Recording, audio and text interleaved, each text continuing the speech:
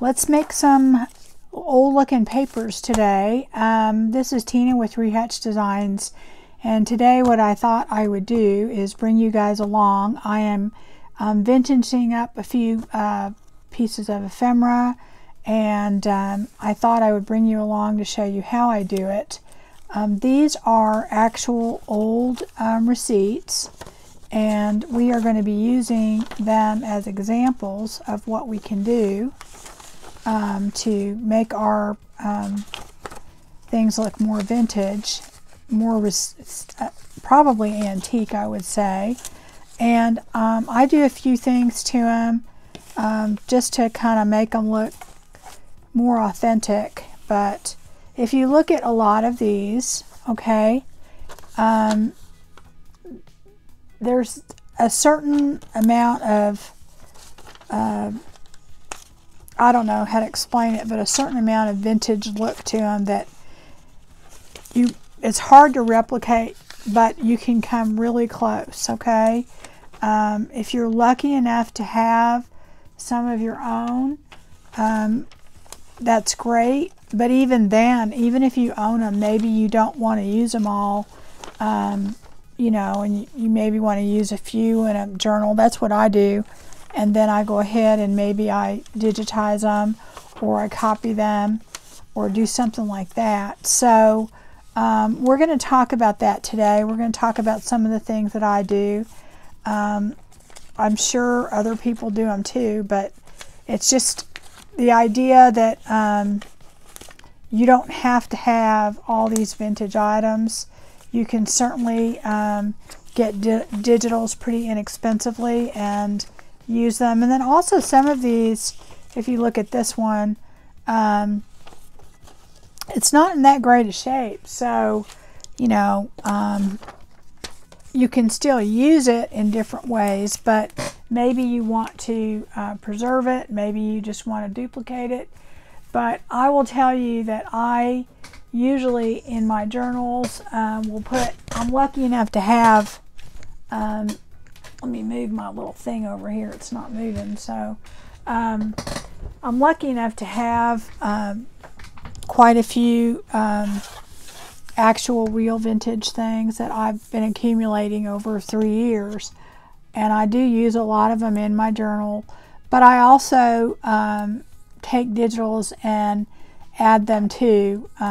Some just because I like the way they look, or they go with the theme. And then others just because if I put all of my digitals into a journal and then I do that every time, I'm not going to have a lot left over pretty soon. And it would really, you know, bring up the price of a journal to have all of that in, you know, just a journal. So anyway, what I want to do today is kind of just talk about doing some digitals. And these are some, I think most of these, okay, these are the envelopes. We'll be doing, maybe if we have time, we'll do the envelopes. If not, we'll do those maybe on another video. I might do them at the same time, but it'll be 2 videos.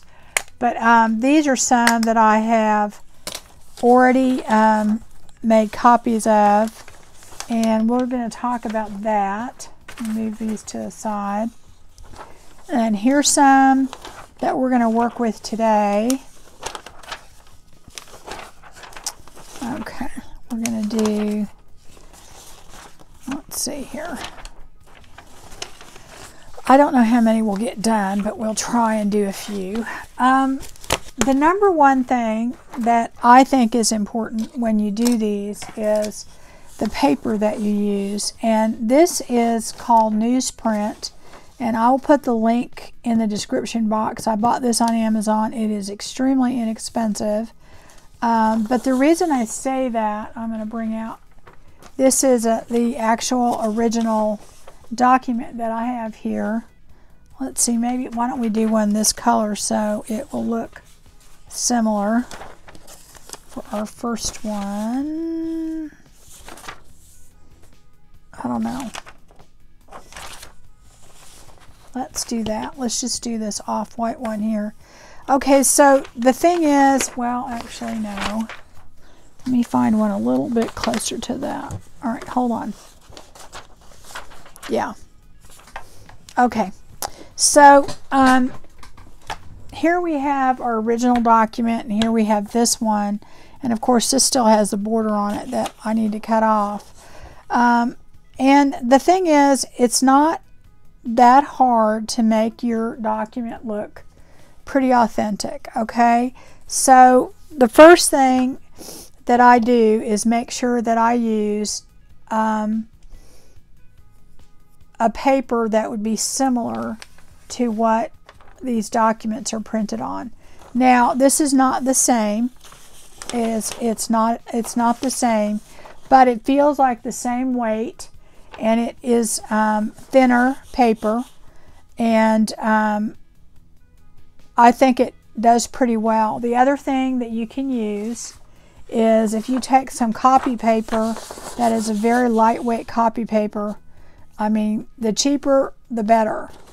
The more lightweight the better.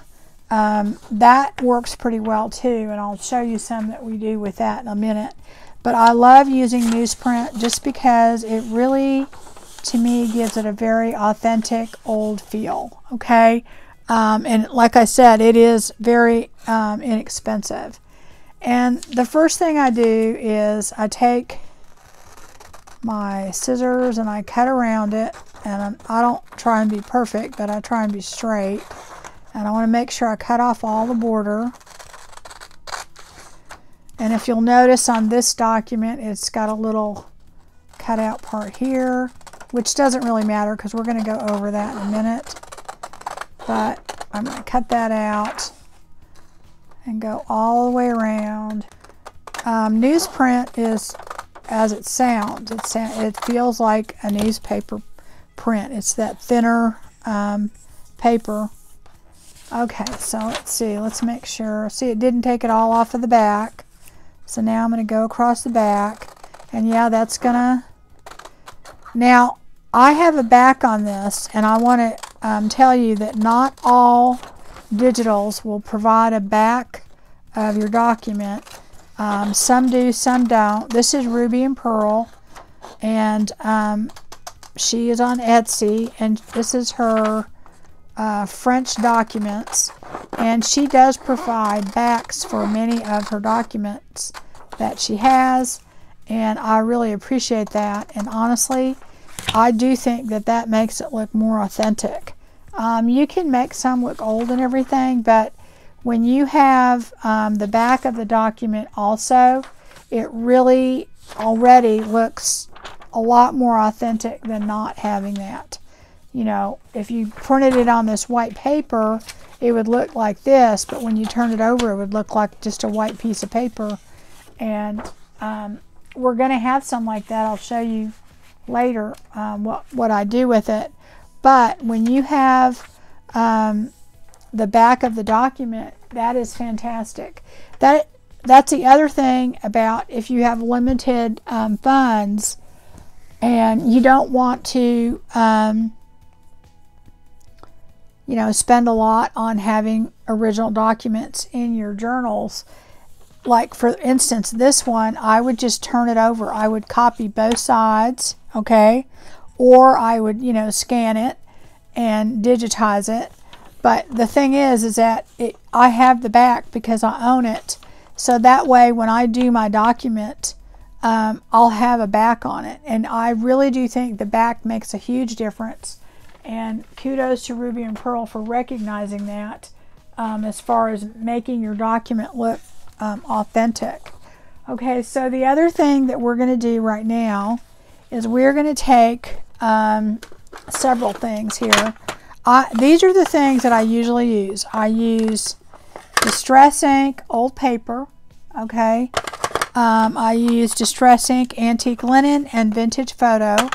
I don't use them all at the same time, and I use a little dabber for the edges, and then I also use a little inking tool for, you know, to get it on the paper.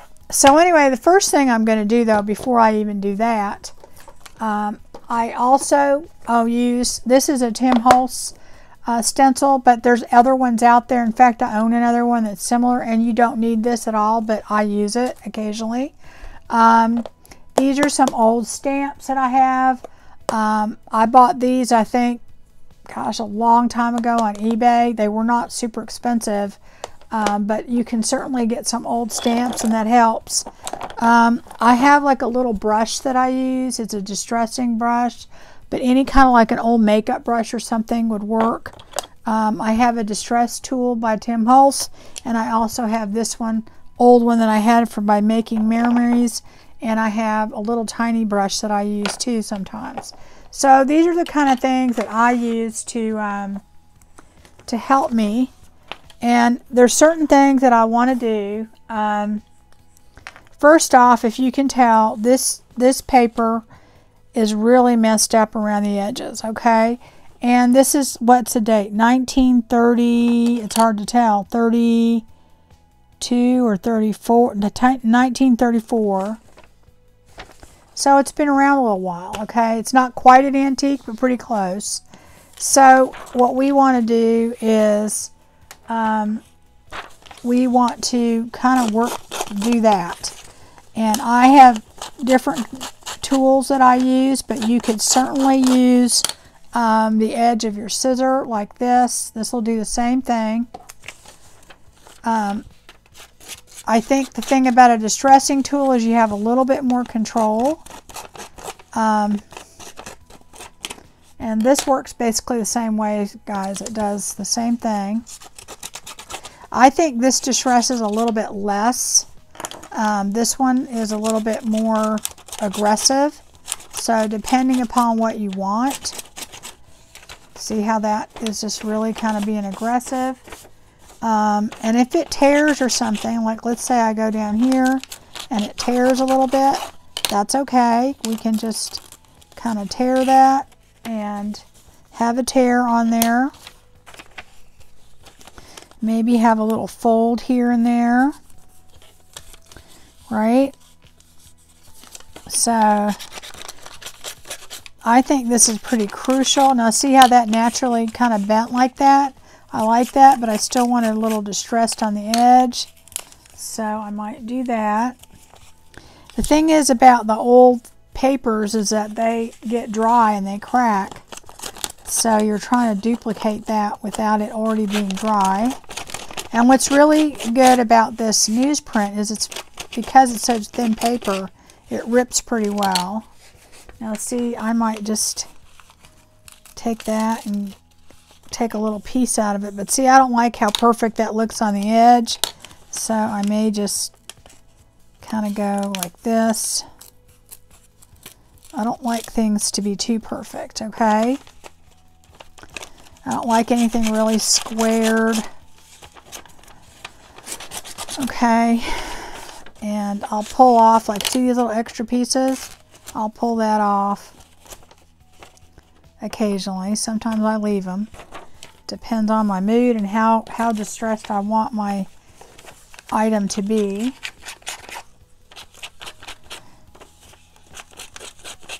And the ink that I use totally depends on the color of the piece of paper that I have and how I want it to look. So, and what kind of stain I want to put on it. Sometimes I use multiple colors, which is not unusual. So, and also sometimes I use water. So I will use my, that's a mess, my my dispenser here, my mister or spritzer. What's it called? Distress sprayer. Okay, well, distress sprayer, I guess. So I'm going to get the corners or the big thing because, you know, they're going to get dog-eared usually, right? All right, so I think the edges are sufficiently done. A little bit more right here. Okay, so it doesn't look exactly the same. In fact, this one looks more beat up than this one, but that's okay because that's the idea, is we're going to try and duplicate. This is not the same item, so I should have probably just made a copy of this one and used it, but so we can compare apples to apples. Okay, so one of the things that you will see a lot on vintage or antique things is you'll see these stamps and then like a stamp thing over it. This one doesn't have one, but I'm going to be adding one to that. I'm going to add one to this. Let me see what I have. And I don't really have these divided up real well, but I do think, let's see. I did at one time have the really old ones in another. Yeah, I do. At one point I had them divided up by color, then I went back and I changed it, and then, yeah, these are usually, and I have some other ones in there too, but those are usually the ones that I use. I think I have some that are really super, super old that I was actually going to check and see if they're worth anything, but I don't know.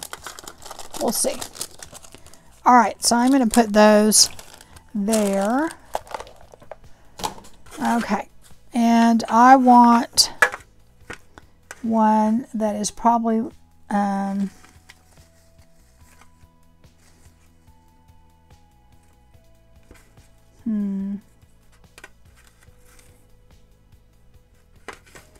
I don't know. I don't have that many French ones left. But honestly, guys, I usually pick my stamps based on color. Okay, I'm going to put that one here. It's a 2-cent stamp. And I think I'm going to put it about right there. Let's see what other ones I have in here. You know, maybe I'll pick a different one. Let's see.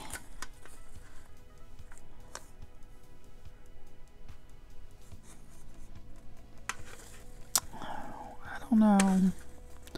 I can't make up my mind if I want a rectangle one or I want just a... I usually, it's like when one hits me, I go, okay, that looks good. These are all American stamps, I think. I had some French ones, but I didn't have very many. And let's see here. I think I'm going to use a brown one just to make it not look too... I'm going to put that there. Now, believe it or not, this stamp is super old, but I want to make it look a little older. So I'm going to take a little bit of my vintage photo, and this is, I haven't really put the ink on it. I'm just going to go a little bit on the edge, tiny bit, and I haven't re-inked this. I'm just using what's already on here. And I'm going to put that probably just somewhere on here. I'm going to put it right there. And I'm just going to use some glue stick. And even though this doesn't have a stamp on it already, and I'll show you what we do with the ones that have one. And I will just put that like about right here. I never usually ever put it on straight, okay? And usually my glue stick will hold it. Okay, so then after that, I want to put a little bit of distressing on this, and that's what these little drips are for. Now, you don't have to use this big splotch and you use them all over, but then at that point, I will take my antique linen, and I'm going to take this brush because it works the best, and less is best. So you want to put maybe a few spots here or there. And it doesn't take much, okay? Just a tiny, tiny bit. And I like small spots. I don't like to put too much. And like I said, you can always add more, you know, but you can't really take it away. And I will add them all over the article.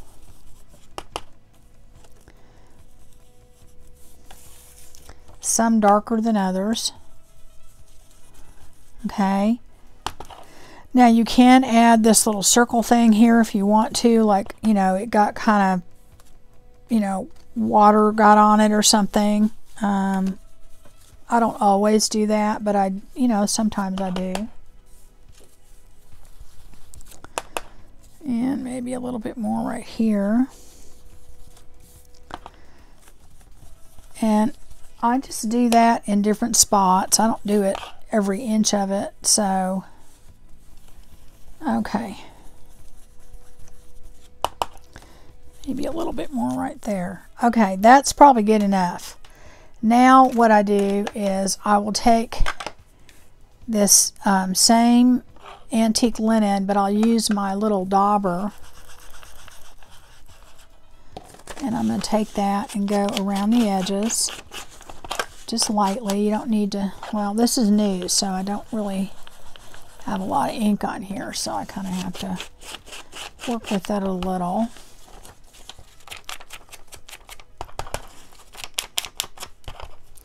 I'm going to go ahead and put my refresher. I bought this brand new not too long ago, and it's already getting dry, and I don't think I have a, I have to go look, but I don't think I have a re-inker for that one. And I use it a lot, so that's part of it, but I do use it. It's my new thing. Now I have it in the oxide also, which actually is a little bit different, and I'll do some with that, and you can see it. It actually is not a bad color to use. I'm going to go over that edge a little bit over here, and now wherever you have a fold, you want to kind of do it there, because it would naturally have that, you know. And I usually do the corners a little bit. I'm going to do that here now. Just a little bit, okay? Just because. Okay, let me go ahead all the way around.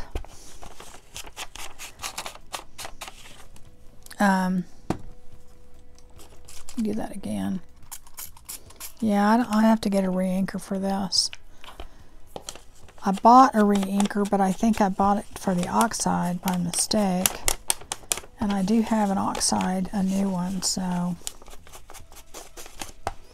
But it's not the same. All right.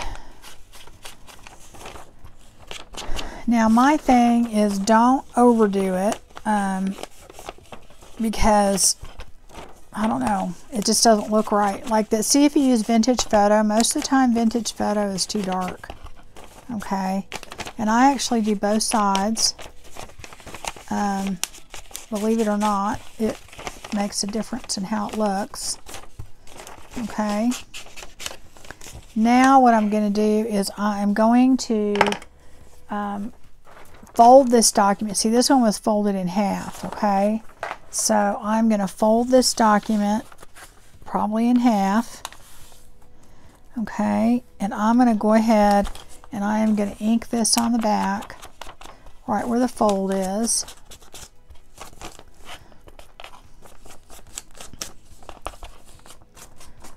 And the other thing I'm going to do is I'm going to take the fold and I'm going to go back the other way.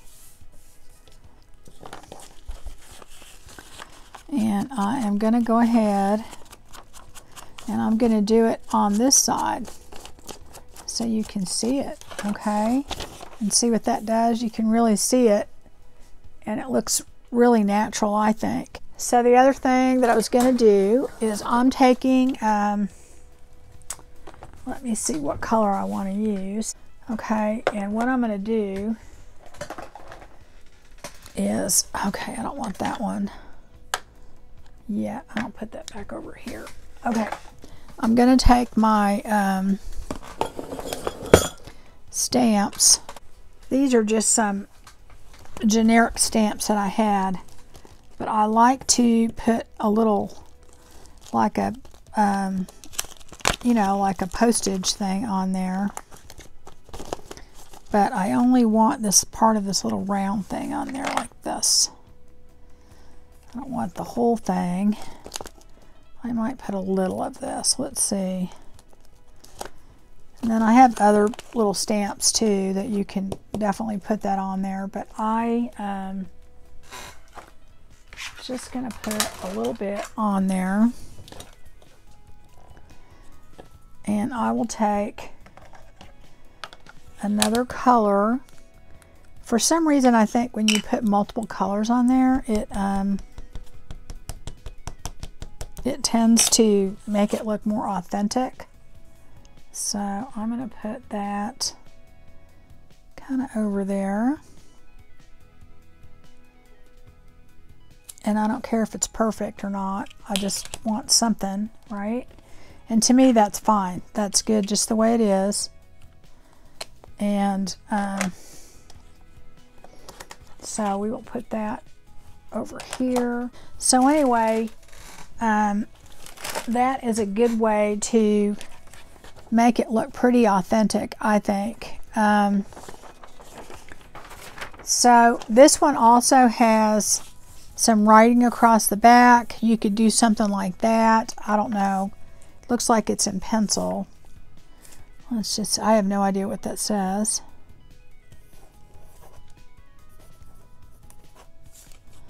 Well, that was horrible. You know, just to try and, now that was a thicker pencil, so I probably should use a different one.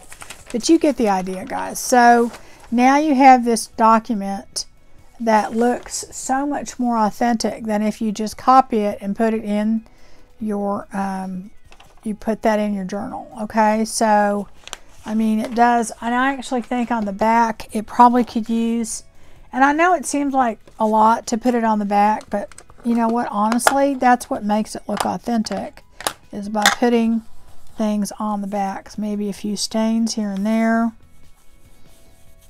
And on this paper too, guys, it will show through. And put that on there. Okay. So, I mean, why wouldn't your paper be stained on both sides, right? Okay. So that will make it look even more authentic. And I don't know. That's just a good way to do it, I think. So then let's see if you have, let's try another one here. This is a blue, not a blue, well, it is blue, but it's, here, it's kind of a greenish blue. Let's try this one. This is already cut out, so you don't have to watch me do all that. So I'm going to go ahead and start with this. Now this one, I may use a different color. I may use this old paper because it's a little bit darker. It's kind of a greenish color to it. And let me see if this is, why is this so stiff? I may have to get a different brush. Hold on here. Let me get this one. So I'm going to take this and go like that a little bit. And it's just a little bit darker color. And I like to use it sometimes on my papers that are not white, just so that it shows up a little bit better.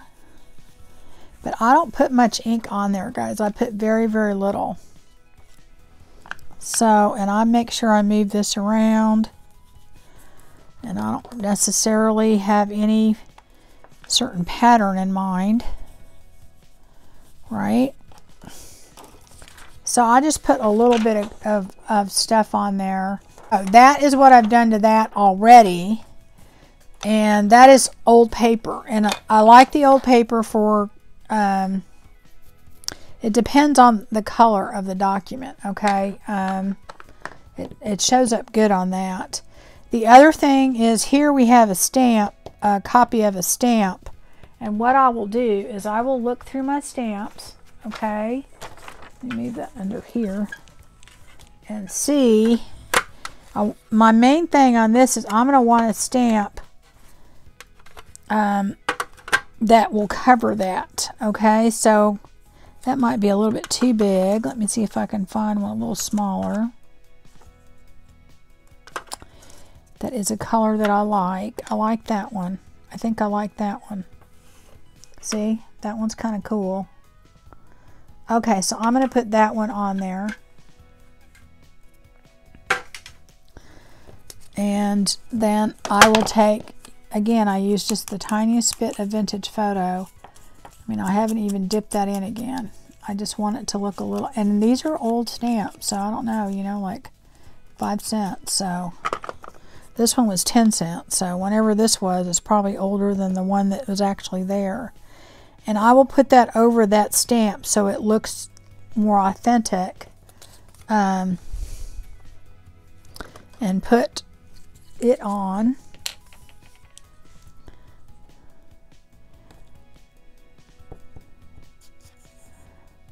And here we go. So that's going to cover that stamp. And then what I'm going to do, oh, here, it's not sticking. I didn't put it on there good. If it's not on there perfectly, that's good. It's actually a good thing. And then I'm going to go ahead, and there's already a circle on there, but I'm going to go ahead and hit that, but I'm going to use black, I think. So I'm going to try and go over where this is.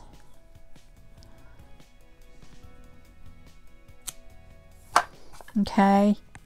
And then I'm going to go ahead and actually hit this with another color.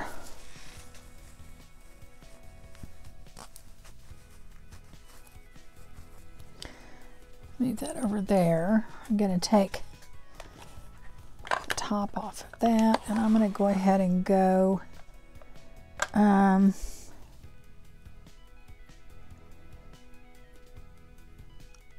no, actually, I think I'll use black again. I think I'll use black. I'll just use black. And I'm going to go ahead and go right where this writing is over here. So you can't really tell that the writing did not go all the way through. Now what I'm going to do is I'm going to go ahead and rough up the edges a little bit. Where'd my other tool go? Here we go. Move that over.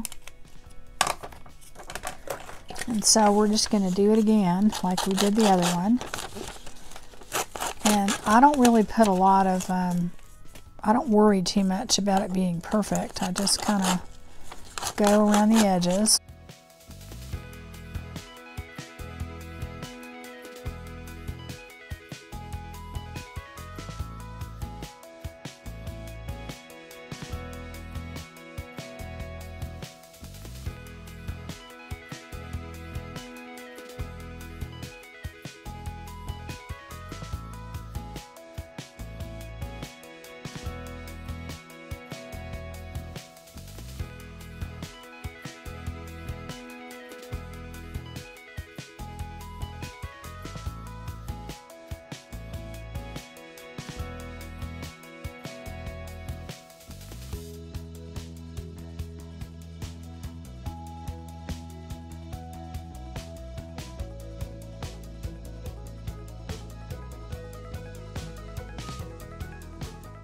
So then I'm going to go ahead and I'm going to ink that, and again I'm going to use the same old paper.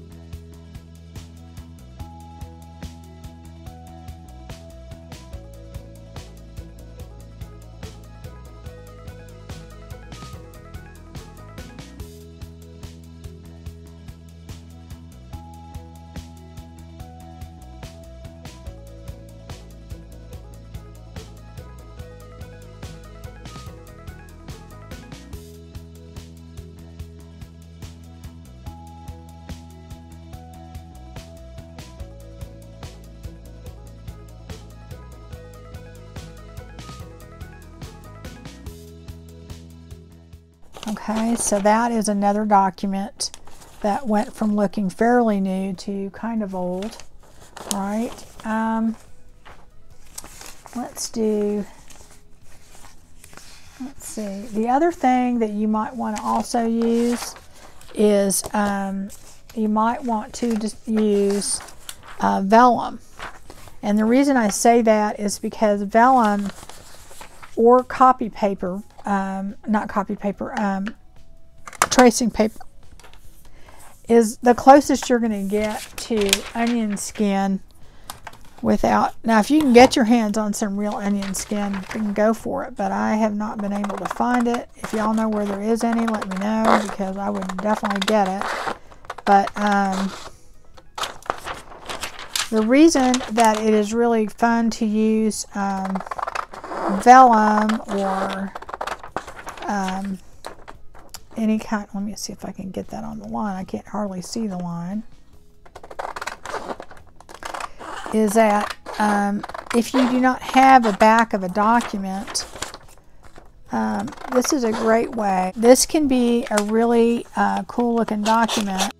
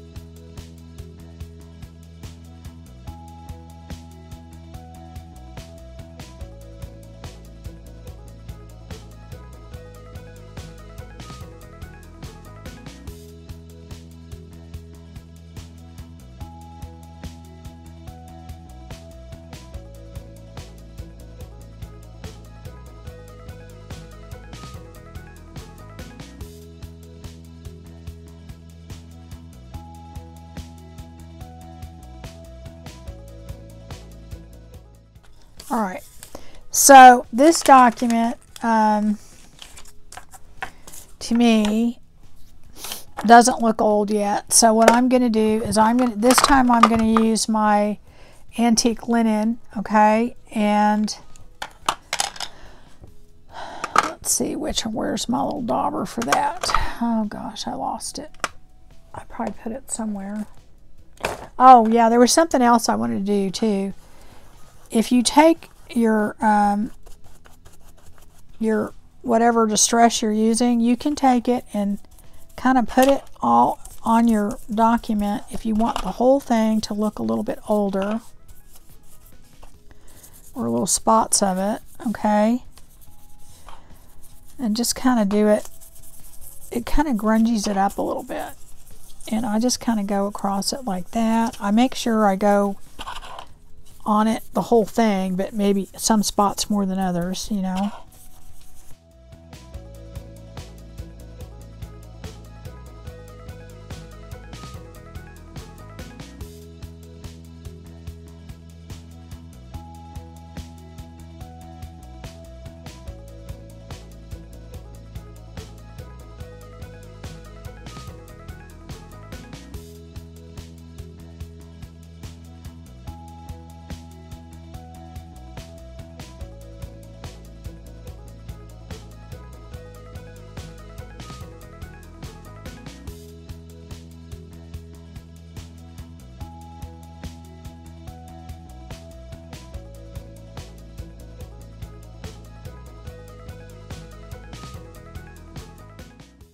All right. I don't think I'm going to put a stamp on this one. I do think I am going to do a little bit of vintage photo on that one. Just a little bit. Not a lot, but just a little.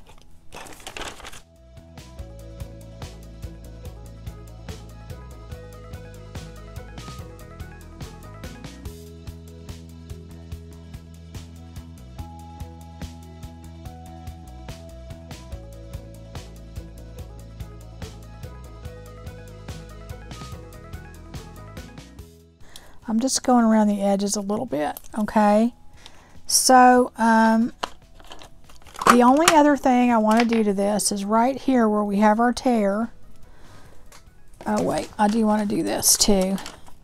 This is where we had a crease, so I'm going to go and do that. See, it doesn't show up real well on the vellum, so you may have to use some vintage photo on there. Okay, so I'm going to go ahead and take my tape, which is over here. I have a video out there on this, and this is just some tape from the dollar store that I like to do it in half. I don't like it the big old long piece, so. And I will take that and I'll put it on my little tear right there. Okay. And you can put more than one on there if you want to. I mean, sometimes I do. Sometimes I'll put several. Like we could put one up there. Oop, that one's not tearing right. I'm running out of tape. I'm going to have to do more. But this is just alcohol ink applied to dollar store tape. It's not coming up. It's been there a while, so let me just find my little thing to get that up a little bit. Anyway, I like to do this just to give it it's been around and we had to tape it up look. Okay, I don't want it to curl up too much.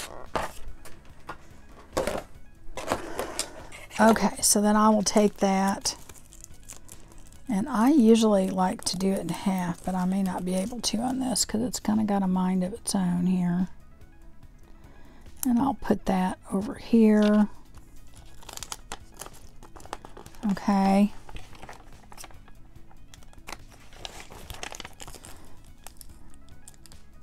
There we go. And I'll do that on my pieces just to give it a more been around look. Okay, so that helps too. Sometimes I like to use, this is cotton type of a paper, and it's a very, very lightweight one, because if you go through your receipts on your old ones, a lot of times you will see that it is a very kind of a lightweight, and this has a texture to it. I don't know if you can see the texture. Okay, and that texture helps it look old. Now this one is not copied on both sides. So this is where the antique linen really comes in play. And I'm going to use a distressed oxide first, and then we're going to just see how that looks. We're going to do some of that on here. Because see, this doesn't have any color on the back. And I'm just going to do that a little bit. Just to kind of give it some color so it doesn't look like it's brand spanking new on the back. And that's why if you can get digitals that have both sides, or if you get a few of your own pieces and you can copy both sides, to me that's why it looks, I mean, very authentic, you know. Okay, I'm going to want this more smeared all the way around, so, and I will do that on the back. Okay, and then I'm going to take a little bit of the ink and go across with that. I just want it to have a nice inked all over look, so it doesn't look so brand new and so white on the back. And I usually do, you know, it pretty good, because I don't, you know, depending on the color that you're using. Okay. And then, let's see. Does that look good? Okay. It doesn't look like the color that's on there, but it's better than it being just all white.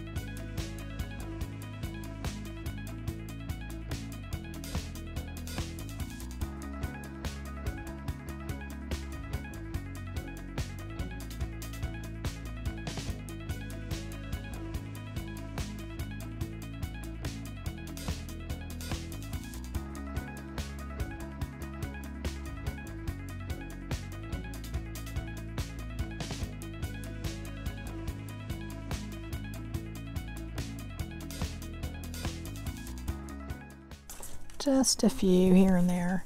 Okay, so now what I'm going to do is I'm going to go ahead, and we have little holes there. So I'm going to take a hole punch, just a regular old hole punch. And this is bigger than the one that they have, but that's okay because you're going to take that whole thing out, and you're going to go ahead and punch that out, and go ahead and go back in around it. Because, you know, obviously had it been there for a while. Okay, so that is a pretty good, do a little bit. I always like to have like a little fold line somewhere in there. I don't know why. I just think it looks kind of authentic. All right, maybe one down here. And of course we can do the back a little bit. And I know doing the back, you know, maybe seems like a lot, but I do think it makes a difference, you know. But anyway, there's that one, and I think that looks pretty good. The other thing that you can do, and let me get my papers out here that I can show you, that I think is really cool is, let me get my old papers and I'll show you what I'm talking about. These little pins, this is an authentic one here, okay, and these little rusty pins, honestly guys, they look so cool. And like, let me show you this. Let's say you get some stuff and you have a whole lot of them, okay, you can take this one that you just made, all right, and put it with that, and then put your little rusty pin, and you don't need to have that. I actually have ordered some, and I didn't get them yet, but I am going to do a whole thing on rusting these.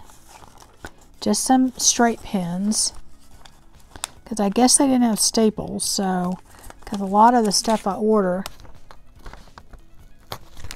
they have these pins in them. And so look how authentic that looks with that in there, okay? I think you'd be hard pressed to tell. So you could have 3 of them in there. You know, just do something like that. I think it looks really cool. Put that back through that same hole, since I didn't do that. But see, doesn't it look cool? I don't know. Anyway, also too, the other thing is paper clips. This is a real rusty paper clip. Almost everything that I got that was paper clip, that had an actual paper clip, they were rusty. So I have a whole video out on rusting things, so I will put that in the description. I'm going to remember all the things I got to put in the description box. And if I forget, y'all let me know. Just take a paper clip, and let's say you have, you know, a couple of these and you want to put them together, or other items. Like, I like to mix mine, guys. I like to take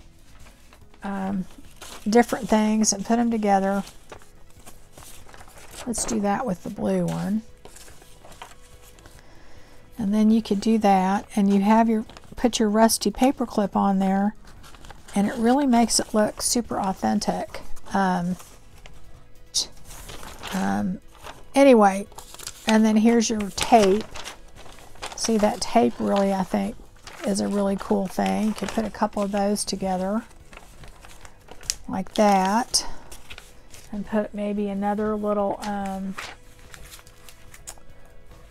here, let me get my rusted stuff out. Let me see what I got. I have to do some more rusting, so I may do another video on rusting, but I've done several. So, and these are the smaller paper clips. I have bigger ones. I have all different sizes, and you can just take your rusty paper clip. This is my actual rusted one that I made, and put that on there, and you have all this fun stuff that we made together. Okay, put that one in the back. I think just having the different textures, I think, is really cool too, you know. But that is all I have for today on making things look old. Like I said, I have a whole few line envelopes that I'm going to do. So I will definitely get that out there pretty soon. But this is kind of a fun thing. You can put this stuff in your journals and, you know, maybe mix it with some real stuff. You can make it all, like this is all digital here. And so it adds a lot to your journal, and it's very inexpensive to do. It's easy to do. You know, do some old stuff. All right. I'm not sure when I'm going to post again. I did want to kind of make a little announcement about my channel. I am going to be not following my lineup that I had set before, simply because of the fact that I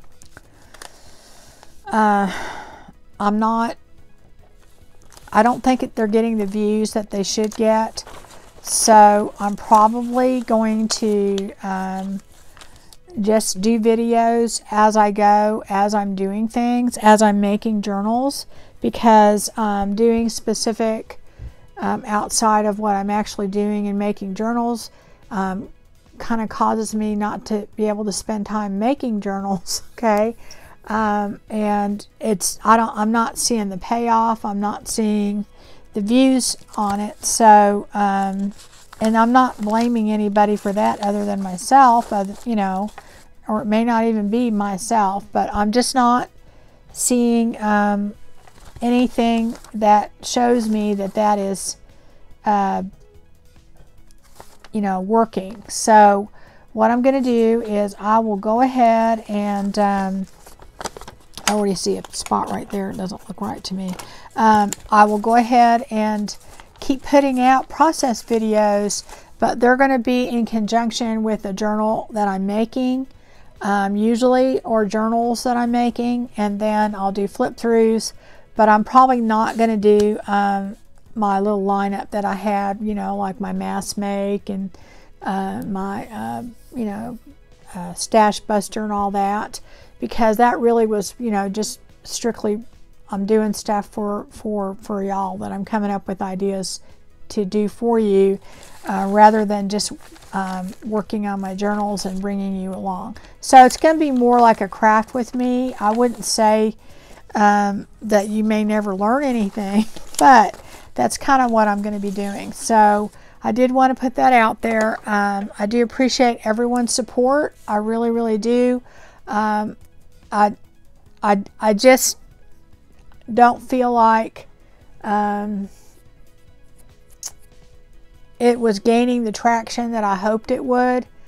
And I also had such a good time making my last journal that I did that I made it. I just decided that I'm going to work on making journals. I'm going to work on doing what I love. I love doing videos, don't get me wrong, but I mainly do videos because I love making journals. So if I can't make journals, if I don't have any time to make journals, then, you know, there's really kind of no point. So it does take, gosh, in total, probably 3 to 5 hours to post a video, guys. It really, really does. You've got to come up with the idea, get your stuff, you got to film it, you got to edit it, you got to upload it. It does take that long.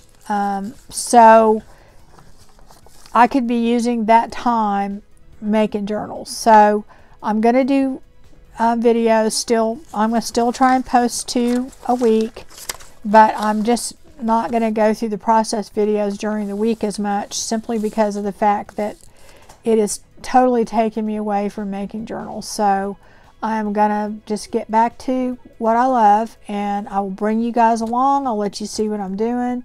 I do appreciate everybody that has been sticking it out with me, and it has nothing to do with you. It just has to do with me and time. I don't have the time to spend, you know, doing all those process videos and still make journals. So I will see you soon, And the best thing to do is subscribe, hit the bell, then you'll know when I upload a video. I don't know what's going on with YouTube.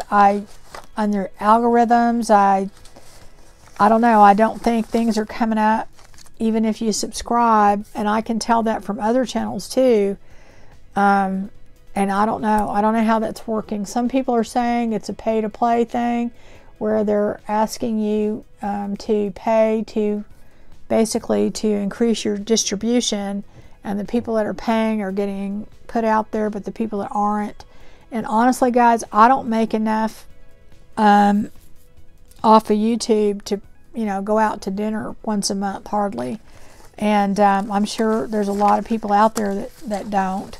So I'm not going to pay them to distribute on top of give them free content that they put commercials out there on. I'm not doing all that for YouTube. I'm not gonna be a slave to YouTube. And that's how I feel sometimes, because they get a lot for, you know, for nothing. So, and that's another thing too. Please, everyone out there, realize that the content creators out there, most of them are smaller. They don't make a lot. There's a lot of channels that are way smaller than I am. I mean, you know, subscriber wise. And you know, be kind, because they are putting a lot of time into making those videos. They don't have crews. They don't have sound people. They don't have lighting people. They don't have producers that edit their videos. They have none of that. They're doing it all. Usually it's always a one-man show, even the bigger channels. And you know what? You know, I'm not saying that constructive criticism isn't okay, but you know, just be careful, because the way that YouTube is making things rough on people, you're going to have less and less content creators out there. And you know, because it does take a lot of time. It does. And you have to really love it. And I do love it, and I'm still going to do it, but I'm going to do it differently, really, is what it is. I'm just going to do it as I'm doing things. So anyway, that's all I had to say about that. I rambled on too long, but you guys take care, and I will see you soon. So bye-bye.